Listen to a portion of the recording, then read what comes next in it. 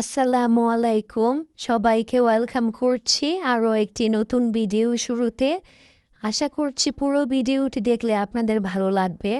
আজকে বিকেলে বাচ্চাদের জন্য নুডলস রান্না করব, তো তার জন্য সব কিছু গুছিয়ে নিয়েছি, এখন শুধু রান্না করার পালা। তো চলুন আমি কিভাবে আজকে নুডলসটা রান্না করি আপনাদের সাথে শেয়ার করি।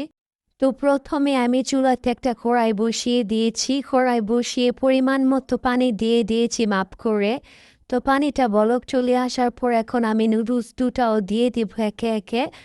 নুডলসগুলো দিয়ে এখন আমি একটু নেড়ে চেড়ে ঢাকনা দিয়ে রেখে দেব কিছুক্ষণ সেদ্ধ হওয়ার জন্য।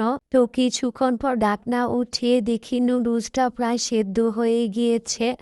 তো এইভাবে কিছুক্ষণ রান্না করার পর যখন নুডলসটা পুরোপুরি সেদ্ধ হয়ে পানিটা শুকিয়ে যাবে, তখন আমি নুডলসটা উঠিয়ে নিব। তো এই তো নুডলস সেদ্ধ করা হয়ে গেছে। এবার আমি অন্য আরেকটি চুলায় কড়াই বসিয়ে দিয়েছি, কড়াই বসিয়ে পরিমাণ মতো তেল দিয়ে পেঁয়াজ কুচি দিয়ে দিব। তো পেঁয়াজ কুচি দিয়ে আমি সাথে একটা মরিচও দিয়ে দিব।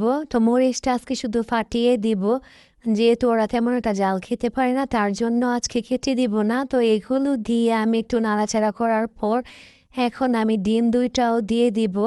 তো ডিম দিয়ে আমি কিছুক্ষণ ভালো করে নাড়াচাড়া করার পর যখন ডিমটা একটু একটু ভাজা ভাজা হয়ে যাবে, এরকম লাল কালার হয়ে যাবে, তখন আমি নুডলসগুলো দিয়ে দিব। তো নুডলস দিয়ে আমি হালকাভাবে একটু নাড়াচাড়া করে এখন আমি নুডলসের মশলা দুটো দিয়ে দিব একে একে। তো দুইটা মশলা দিয়ে এখন আমি এগুলো একসাথে মিক্স করে নিব নুডলসের সাথে। তো এগুলো একটু নাড়াচাড়া করে আমি একটু ভাজা ভাজা করে নিয়েছিলাম, তা না হলে খেতে তেমন একটা ভালো লাগবে না যদি নুডলসে পানি থাকে। তো এই তো আমার নুডলস রান্না করা এখন শেষ, এটা হচ্ছে ফাইনাল লুক। আপনাদের কাছে নুডলসের রেসিপিটা কেমন লেগেছে তা অবশ্যই কমেন্টে জানাবেন। আজকে নুডলসটা কিন্তু মাশাআল্লাহ খেতে অনেক মজার হয়েছে আর অনেক ঝরঝরেও ছিল। তো আজকের ভিডিওটি এ পর্যন্তই। যদি ভালো লেগে থাকে তাহলে অবশ্যই একটা লাইক, কমেন্ট, শেয়ার ও সাবস্ক্রাইব করে পাশে থাকবেন। আজকের মতো বিদায় নিচ্ছি, আল্লাহ হাফেজ।